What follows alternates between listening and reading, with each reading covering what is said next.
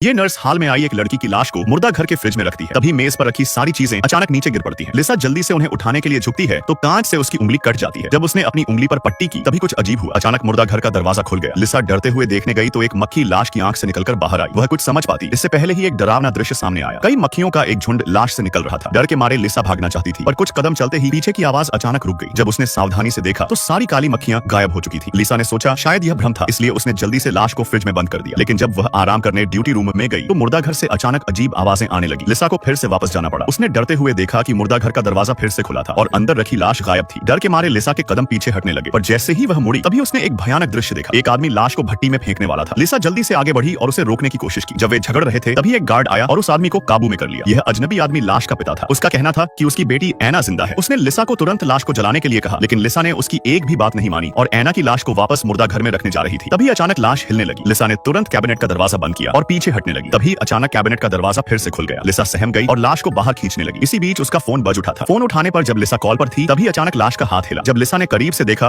तो लाश ने मुंह खोलकर सांस ली जिससे लिसा डर गई। उसने तुरंत लाश को वापस कैबिनेट में रखा। एक के बाद एक अजीब घटनाओं को देखकर लिसा समझ चुकी थी कि यह लाश कोई साधारण नहीं है। उसने तुरंत अपने सीनियर को इसके बारे में बताया मगर सीनियर का कहना था कि यह सामान्य है, शायद लाश के शरीर से गैस निकल रही होगी। बात करते समय मुर्दा घर का दरवाजा फिर से खुल गया। एक गार्ड आवाज सुनकर जब जांच करने के लिए दरवाजा खोलने गया तभी अचानक उसे एक डरावनी चीज ने अंदर खींच लिया था। लिसा हलचल सुनकर जब मुर्दा घर पहुंची तो उसने कफन हटाकर देखा कि लाश के घाव अजीब तरह से भर रहे थे। यह दृश्य देखकर वह चौंक उठी थी। वह तुरंत सिक्योरिटी रूम में गई यह देखने के लिए कि क्या हुआ था। तभी अचानक उसे वीडियो में एक काली छाया नजर आई जो तेजी से गुजर गई। डरी हुई लिसा ने तुरंत अपने साथियों को ढूंढा और यह अजीब घटना बताई लेकिन सहकर्मियों ने सोचा कि लिसा को भ्रम हो रहा है। सहकर्मी घर जाने की तैयारी करने लगी मगर जब वह सीढ़ियों पर पहुंची तो उसने डरावनी ऐना की लाश को फर्श पर जिंदा चलते देखा। वह डरकर छत की ओर भागी पर लाश ने उसे पकड़ लिया था। उसने सहकर्मी का दम घोंटकर उसे मार डाला। इस समय जब लिसा पार्किंग में थी तभी अचानक ऐना के पिता ने उसे पकड़ा और वापस मुर्दा घर ले गया। बूढ़े ने धमकी दी कि वह उसकी बेटी के शव को निकाले और उसे जला दे। लिसा इसका कारण पूछना चाहती थी तो बूढ़े ने सारी सच्चाई बताई। उसकी बेटी के शरीर में एक दुष्ट आत्मा थी जिसे कोई भी मंत्र निकाल नहीं पाया था। अगर उसके शव को जल्दी न जलाया गया तो और भी निर्दोष लोग मारे जाएंगे। लिसा ने सच जानकर जल्दी से भट्टी खोली और लाश को जलाने की तैयारी की मगर अगले ही पल लाश होश में आ गई और लिसा को मारने लगी। समय पर बूढ़े ने लिसा को बचा लिया मगर लाश ने बूढ़े पिता को सीधे भट्टी में फेंक दिया था। भयभीत लिसा जल्दी से बाहर भागी पर ज्यादा दूर नहीं जा पाई। लाश ने उसे पकड़ लिया और जब उसे होश आया तो वह मुर्दा घर के कैबिनेट में बंद थी जहां अन्य सहकर्मियों की लाशें पड़ी हुई थी। डरी हुई लिसा ने पूरी ताकत से कैबिनेट का दरवाजा खोला। तभी लिसा का प्रेमी और एक गार्ड आए लेकिन भागते समय लाश ने गार्ड की गर्दन मरोड़ दी। प्रेमी ने ऐना को आत्मसमर्पण करने को कहा मगर लाश ने जादू से उसे कंट्रोल कर हवा में उठा दिया। यह देखकर लिसा ने तुरंत ऐना गोली चलाई और उसे भट्टी में धकेल दिया जिसके जलकर राख होने से ऐना की कहानी यहीं खत्म हो गई।